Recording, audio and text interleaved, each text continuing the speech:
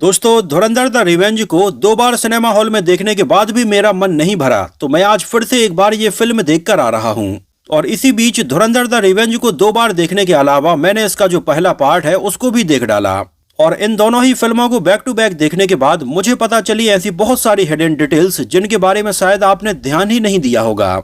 तो आज के अपने इस वीडियो में हम धुरंधर द रिवेंज और धुरंधर से जुड़ी हुई 50 ऐसी हिडन डिटेल्स आपको बताने वाले हैं जिन पर शायद ही आपका कभी ध्यान गया हो। पहली बात तो आपको ये बता दें कि जब आदित्य धर ने ये कहानी प्लान की थी तो उनका आइडिया इसको 2 पार्ट में बनाने का था ही नहीं। उन्होंने तो बस ये पूरी कहानी शूट कर ली थी। और जब इसकी पूरी शूटिंग उन्होंने कर ली तो देखा कि ये तो लगभग 7-8 घंटे की क्लिप्स हो रही हैं। तो एन मौके पर आदित्य धर ने फिर ये डिसाइड किया था कि वो इसको एक नहीं बल्कि 2 पार्ट में बनाएंगे। और आपने अगर नोटिस किया हो तो जहां पर इसका पहला पार्ट खत्म होता है, जहां पर हमें जसकीरत सिंह रंगी का जो यंग लुक है वो देखने के लिए मिलता है और स्क्रीन पर लिखा हुआ नजर आता है जसकीरत सिंह रंगी, और फिल्म यहां पर खत्म हो जाती है। और आपने अगर नोटिस किया हो तो इसका दूसरा पार्ट सेम यहीं से स्टार्ट होता है, जहां पर अब हमें जसकीरत सिंह रंगी के साथ में पास्ट में क्या हुआ था वो देखने के लिए मिलता है। धुरंधर द रिवेंज का एक सीन था जहां पर हमजा और उसका जीजा या उसका दोस्त कहें पिंडा, ये दोनों ही एक बाथरूम में होते हैं। और यहाँ पर पिंडा रणवीर से बोलता है, ओए जस्सी, घर की याद नहीं आई तुझे? और इस पॉइंट पर इंटरवल हो जाता है। लेकिन ये मोमेंट ऐसा था जिसने सबको बिल्कुल शॉक्ड कर दिया था कि अब इंटरवल के बाद क्या होगा। खैर, इंटरवल के बाद में हमजा पिंडा को बहुत ज्यादा समझाने की कोशिश करता है कि वो यहाँ पर किसी को भी इस बारे में न बताए। लेकिन इस समय तक पिंडा ने कई नशीली दवाओं के इंजेक्शन अपने आप को लगा लिए थे। और यहाँ पर पिंडा को हमजा की शक्ल में एक मॉन्स्टर नजर आने लगता है और वो बहुत ज्यादा डरने लगता है। खैर, रणवीर सिंह उसको यहाँ पर बचाने की और कंट्रोल करने की कोशिश करते हैं, लेकिन यहाँ पर कुछ ऐसा होता है कि वो मारा जाता है। वैसे यहाँ पर बाथरूम में इन दोनों के अलावा और कोई नहीं था, लेकिन यहाँ पर मैं अगर आपको बताऊं कि इस बाथरूम में इन दोनों के अलावा भी एक तीसरा शख्स मौजूद था, और ये था फिल्म को शूट कर रहा कैमरामैन, जिसकी एक झलक हमें यहाँ पर इनके पीछे शीशे में नजर भी आती है। इस सीन में आप देख सकते हैं कि इन दोनों के पीछे हमें ये कैमरामैन आईने में नजर आ रहा है। हालांकि ये इतने कम सेकंड के लिए थी कि शायद आपकी नजर इसके ऊपर गई ही ना हो, लेकिन मैंने इसको नोटिस किया तो आपको बता दिया। वैसे इसी सीन में जब रणवीर सिंह का हमें ये मॉन्स्टर वाला लुक देखने के लिए मिलता है तो कई लोगों को ये लगता है कि शायद ये सीजीआई या वीएफएक्स से बनाया गया होगा। लेकिन आपको बता दें कि इसके लिए भी सीजीआई और वीएफएक्स का यूज नहीं हुआ था। इस सीन के लिए भी रणवीर सिंह का ये पूरा मेकअप किया गया था, जिस मेकअप को करने में लगभग 2 से 3 घंटे रणवीर सिंह को लगे थे। और इस सीन को एक ही बार में शूट कर लिया गया था। यहाँ पर आप देख सकते हैं कि कैसे इतने सारे लोग मिलकर रणवीर सिंह का ये मेकअप कर रहे हैं। इसके अलावा आपने अगर नोटिस किया हो तो इसमें हमें यामी गौतम का भी एक कैमियो देखने के लिए मिलता है, जहाँ पर वो एक हॉस्पिटल की नर्स बनी होती हैं। और यहाँ पर अगर आप यामी गौतम का नाम नोटिस करेंगे तो उनका नाम होता है साजिया बानो। आपको बता दें कि इसमें उनका नाम साजिया बानो इसलिए रखा गया था क्योंकि उनकी फिल्म हक में भी उनका नाम साजिया बानो ही था। और यामी गौतम के काम को लोगों ने बहुत ज्यादा पसंद किया था और आदित्य धर ने यहीं पर यह हमें छोटा सा ईस्टर एग दिया है इन दोनों ही फिल्मों में उनके किरदार के नाम को सेम रखकर। इसके अलावा अगर आपको याद हो तो film Uri the surgical strike में भी हमें कीर्ति कोल्हाड़ी एक जगह पर अपने हस्बैंड जसकीरत सिंह रंगी के बारे में बात करती हुई नजर आती हैं। हस्बैंड थे कैप्टन जसकीरत सिंह रंगी, सीजन पंजाब रेजिमेंट। और आदित्य धर ने आगे चलकर फिल्म धुरंधर में भी सेम यही नाम रणवीर सिंह के किरदार का रखा था, जसकीरत सिंह रंगी। तो पहले तो लोगों को ये लगने लगा था कि कहीं film Uri the surgical strike और धुरंधर आपस में कनेक्टेड तो नहीं है, लेकिन ऐसा नहीं था। ये दोनों ही फिल्में अलग थीं। यहाँ पर इन दोनों ही किरदारों के नाम बस सेम थे और ये भी बस एक छोटा सा ईस्टर एग था। इसके अलावा फिल्म धुरंधर द रिवेंज का सबसे बड़ा सरप्राइज होते हैं राकेश बेदी, जो कि क्लाइमैक्स में हमें पता चलता है कि वो 45 साल से यहाँ हैं। और वाकई में जब इस पॉइंट पर यह बात सबके सामने आती है कि राकेश बेदी 45 साल से यहाँ पर जासूसी कर रहे हैं। वैसे अगर धुरंधर के दोनों ही पार्ट को आप ध्यान से देखेंगे तो कहीं ना कहीं हमें ये बात पहले ही इंडिकेट कर दी जाती है कि राकेश बेदी एक स्पाई हैं और वो कहीं ना कहीं रणवीर सिंह की हेल्प कर रहे थे। जैसे धुरंधर के पार्ट 1 में राकेश बेदी अपनी बेटी येलिना का मोबाइल रणवीर सिंह के पास में फेंक देते हैं। हालांकि उस समय तो ये सीन देखने के बाद समझ में नहीं आया था कि आखिर ये मोबाइल उन्होंने क्यों फेंका है, लेकिन अब जब सस्पेंस खुल गया कि वो खुद एक स्पाई थे तो उन्होंने ये मोबाइल रणवीर सिंह के लिए फेंका था कि वो उस मोबाइल को उठाएं और उनकी बेटी से कांटेक्ट करें। तो कहीं ना कहीं राकेश बेदी का उस समय ये मास्टर प्लान था कि रणवीर सिंह कैसे भी करके उनकी बेटी से जुड़ें। इसके अलावा आपने एक चीज और नोटिस की होगी कि हमजा के पास में एक हिट लिस्ट होती है और इस डायरी में वो सबके नाम लिख के रखता है, जिसमें हमें रहमान डकैत, बड़े साहब, मेजर इकबाल और ऐसे कई और नाम नजर आते हैं। लेकिन यहाँ पर भी अगर आपने नोटिस किया हो तो यहाँ पर हमें जमील जमाली यानी कि राकेश बेदी का नाम नजर आता ही नहीं है। जबकि उस समय तक रणवीर सिंह को ये बात पता भी नहीं थी कि वो खुद एक स्पाई हैं। तो लॉजिकली अगर देखा जाए तो राकेश बेदी का नाम भी इसमें होना चाहिए था, लेकिन ये हिट लिस्ट आर माधवन ने उन्हें दी थी और आर माधवन को ये बात पहले ही पता थी कि राकेश बेदी भी एक स्पाई हैं, लेकिन इस बारे में उन्होंने रणवीर सिंह को कुछ भी नहीं बताया था। तो वहीं इस पूरी फिल्म में अगर सबसे बुरा किसी के साथ में होता है तो वो रणवीर सिंह की पत्नी येलिना होती हैं, जिनको ये बात पता भी चल जाती है कि रणवीर सिंह एक हिंदू हैं और एक जासूस हैं, और वो फिर भी कुछ नहीं बोलती हैं। वैसे यहाँ पर आपने अगर नोटिस किया हो तो जमील जमाली इंडिया के द्वारा भेजे गए एक स्पाई थे और एक हिंदू थे, और हमजा भी बेसिकली इंडिया से भेजे गए स्पाई होते हैं और पंजाबी होते हैं, जिनका असली नाम जसकीरत सिंह रंगी होता है। और आगे चलकर जब ये जमील जमाली की बेटी से शादी करते हैं जिसका नाम येलिना होता है, तो यहाँ पर अगर आप नोटिस करेंगे तो ना तो जमील जमाली ओरिजिनल मुस्लिम थे और ना ही हमजा ओरिजिनल मुस्लिम था। और फिल्म में दिखाया जाता है कि जमील जमाली की शादी अपने से लगभग 28 साल छोटी एक हिंदू महिला से होती है। तो कहीं ना कहीं बायोलॉजिकली अगर देखा जाए तो जो सारा अर्जुन है वो मुस्लिम नहीं, वो हिंदू थी, लेकिन इस बारे में उन्हें कभी पता ही नहीं चल पाया। वैसे इसके अलावा एक और चीज हमें देखने के लिए मिलती है जब हमजा की येलिना से शादी हो जाती है, लेकिन शादी के बाद भी येलिना को ये पता नहीं चल पाता है कि ये मुस्लिम नहीं एक हिंदू है। और इस बात का प्रूफ हमें फिल्म के आखिरी में देखने के लिए मिलता है, जहां पर रणवीर सिंह की ये ट्रेनिंग चल रही होती है और यहाँ पर उनको मुस्लिम जैसा बनाने के लिए हॉस्पिटल के बेड पर लिटाया जाता है और उनका खतना करवाया जाता है, जो कि कहीं ना कहीं मुस्लिम होने की पहचान होता है। और ऐसा करने के पीछे एक रीजन ये था कि किसी को भी ये बात पता ना चल पाए कि रणवीर सिंह मुस्लिम नहीं बल्कि हिंदू हैं।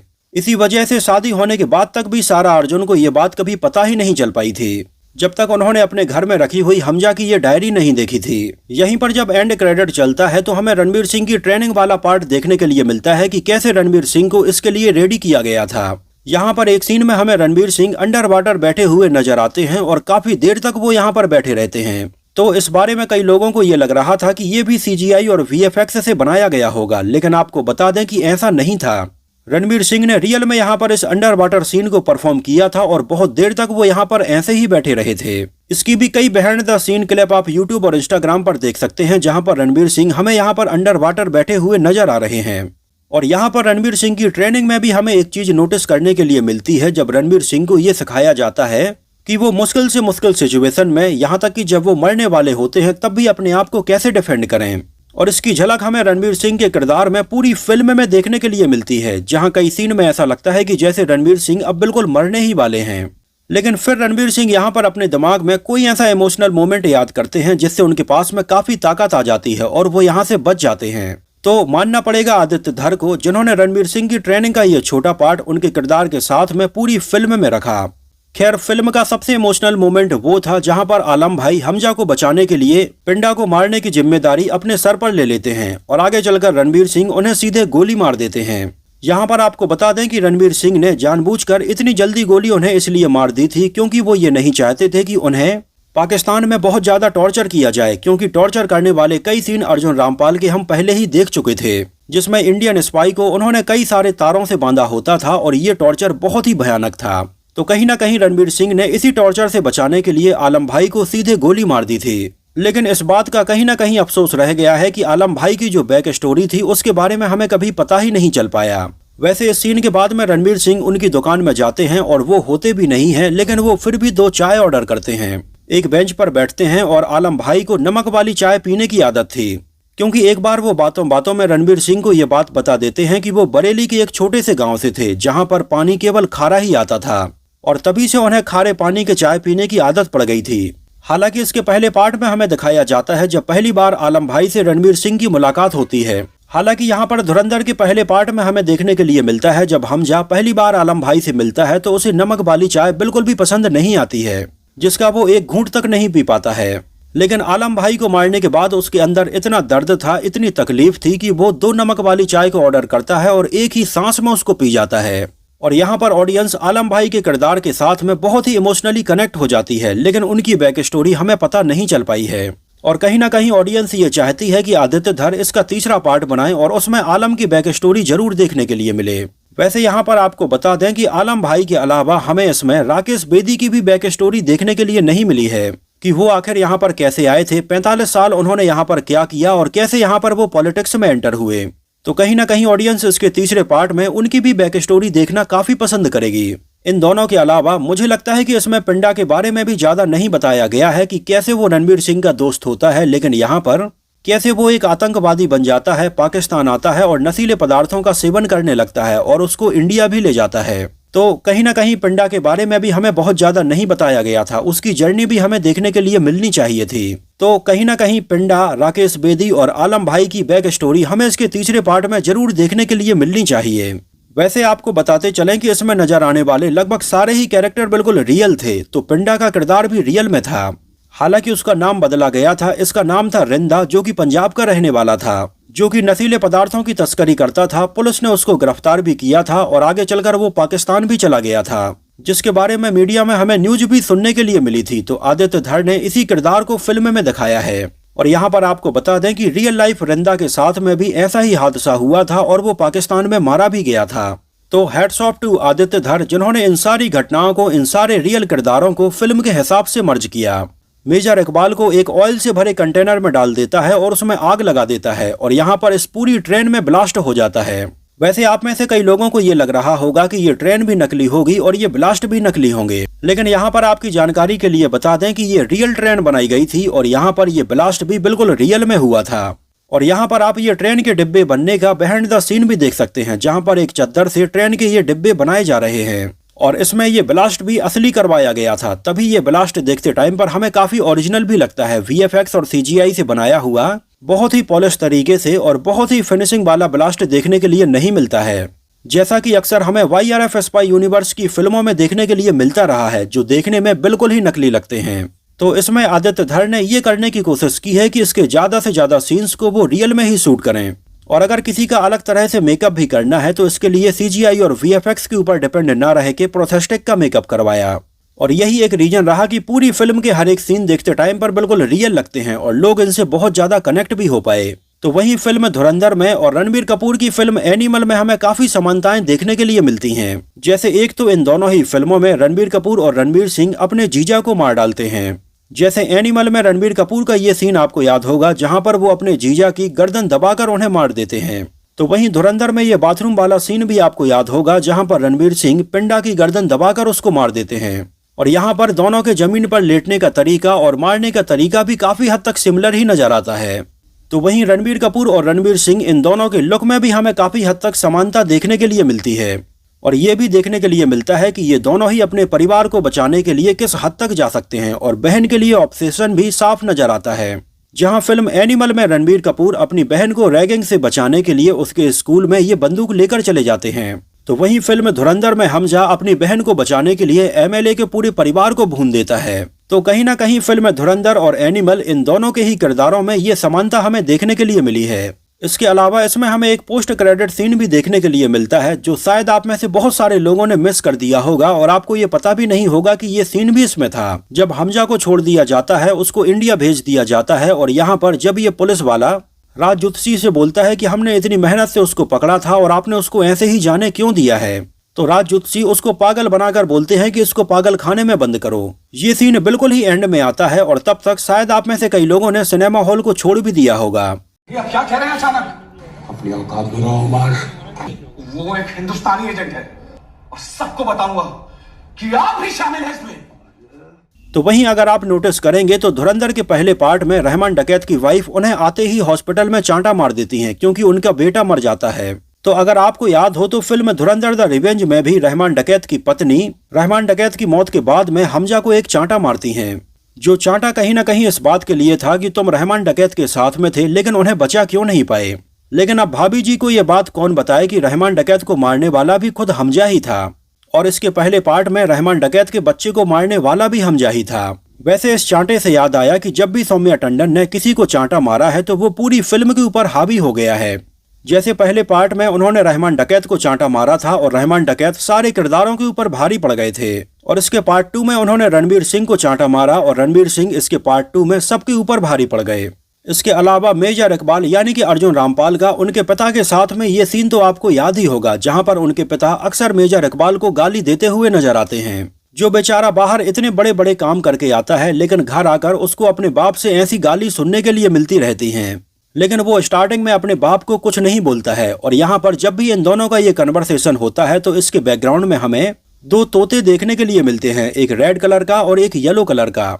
और यहाँ पर हमें नजर आता है कि येलो कलर का तोता रेड कलर के तोते के आगे काफी बकबक कर रहा है, लेकिन रेड कलर का तोता यहाँ पर शांत होता है।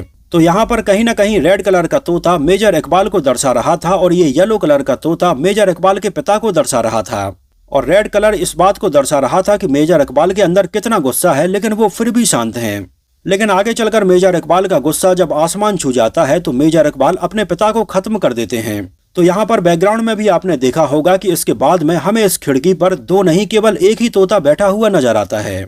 तो कहीं ना कहीं आदित्य धर ने इस छोटी सी डिटेल को भी इसमें काफी अच्छे तरीके से रखा था। वैसे इसके अलावा आपने अगर हमजा के नकली पासपोर्ट के ऊपर ध्यान दिया हो तो हमें जो डेट ऑफ बर्थ देखने के लिए मिलती है वो होती है 26/11/1979। हालांकि ये पासपोर्ट नकली था, लेकिन फिर भी इसमें जो डेट ऑफ बर्थ रखी गई थी उसका लिंक 26/11 हमले से ही था, जो कि साल 2008 में मुंबई में हुए थे। तो वहीं धुरंधर द रिवेंज में हमें एक और सीन देखने के लिए मिलता है जब रणवीर सिंह की मुलाकात दुबई में आर माधवन से होती है। तो यहाँ पर आर माधवन हमें सिगरेट पीते हुए नजर आते हैं और सिगरेट पीने के बाद में वो उसको आधा बुझाकर अपनी जेब में रख लेते हैं। और ये ऐसा इसलिए था जिससे कि यहाँ पर ऐसा कोई भी सबूत न रह जाए कि यहाँ पर इन दोनों की मुलाकात हुई थी। और इसी सीन के पहले आपने नोटिस किया हो तो जब वो बाथरूम से निकल रहे होते हैं तो यहाँ पर उन्होंने दरवाजे को भी अपने रूमाल से खोला था। और हो सकता है कि आपने शायद इतनी छोटी छोटी डिटेल्स के ऊपर ध्यान भी न दिया हो, लेकिन आदित्य धर ने वाकई में इसके ऊपर बहुत ध्यान दिया है। इसके अलावा आपने अगर नोटिस किया हो तो जसकीरत सिंह रंगी हमेशा फोटोज को जला देता है जिससे कि पुरानी यादें न रह जाएं। और जब वो यहाँ पर आता है तो अपनी माँ और अपनी बहन के साथ वाली इस फोटो को जला देता है। और जब इंडिया वापस आ जाता है तो यहाँ पर एलिना और अपने बच्चे के साथ में खिंची हुई इस फोटोग्राफ को भी जला देता है। हालांकि ये करते टाइम पर उसके अंदर के दर्द को हम समझ सकते हैं, लेकिन वो ऐसा इसलिए करता है जिससे कि वो इन पुरानी यादों से बाहर निकल सके और इन्हीं में फंस के ना रह जाए। और फिल्म की मेन थीम भी यही थी, बलिदान परमो धर्मा। वैसे इसका क्लाइमैक्स सीन भी बहुत ही इमोशनल था जब जसकीरत सिंह रंगी ये सारे कारनामे करने के बाद में ट्रेन में बैठकर अपने घर वापस आता है। और इस सीन में अगर आप रणवीर सिंह की एक्टिंग को देखेंगे तो भाई ये एक्टिंग बिल्कुल पीक कर गई है। उनके चेहरे पर हमें एक एक भाव समझ में आते हैं, उनका दुख, उनकी तकलीफ हम भी समझ सकते हैं। लेकिन वो अपने घर के रास्ते में बीच में खड़े हो जाते हैं और अपने घर वालों से नहीं मिलते हैं, जिस बारे में कई लोगों का ये कहना था कि उनको अपने परिवार वालों से मिलना चाहिए था। लेकिन कहीं ना कहीं जसकीरत सिंह रंगी अब ये बात समझ चुका था कि वो लोग अब आगे बढ़ गए हैं और अब वो दोबारा से उनकी अगर जिंदगी में आएगा तो मुश्किलें ही पैदा करेगा। इस वजह से वो अपनी बहन, बहन के बच्चों और अपनी माँ को देखने के बाद यहाँ से वापस जाने लगता है। और भाई पर्टिकुलर इस मोमेंट में इतना इमोशनल वेटेज था कि इस मोमेंट में सबकी आंखों में आंसू आ गए थे। इसके अलावा आपने अगर नोटिस किया हो तो पूरी फिल्म में हमें अलग अलग चैप्टर देखने के लिए मिलते हैं, जहां इसका एक चैप्टर आता है द अननोन मैन। और इस चैप्टर में हमें देखने के लिए मिलता है कि हमजा एक एक करके यहाँ पर दुश्मनों को मारता जाता है और उन लोगों को भी चुन चुन कर मारता है जिन्होंने अपने पास्ट में कभी क्राइम किए थे। और आपको बता दें कि ऐसा रियल लाइफ में भी हुआ था जब पाकिस्तान में एक के बाद एक ऐसी कई मौतें सामने आने लगी थीं, लेकिन इनके पीछे कौन था इस बारे में कभी पता नहीं चल पाया। जैसे इसमें हमें जहूर मिस्त्री देखने के लिए मिलता है जिसने इस प्लेन को हाईजैक किया था। फिल्म में हमें दिखाया जाता है कि कैसे हमजा जाकर उसको गोली मार देता है। वैसे रियल लाइफ में भी आपको बताएं तो जहूर मिस्त्री को दो अननोन लोगों ने उसकी फर्नीचर दुकान के सामने ऐसे ही गोली मारी थी। इसके अलावा खन्नानी ब्रदर्स की भी अगर बात करें तो डिमोनेटाइजेशन के टाइम पर उसके पास में इंडिया के बहुत सारे नकली नोट थे और कुछ समय पहले उसका भाई पकड़ा भी जाता है, जिसके बारे में हमें फिल्म में सुनने के लिए भी मिलता है।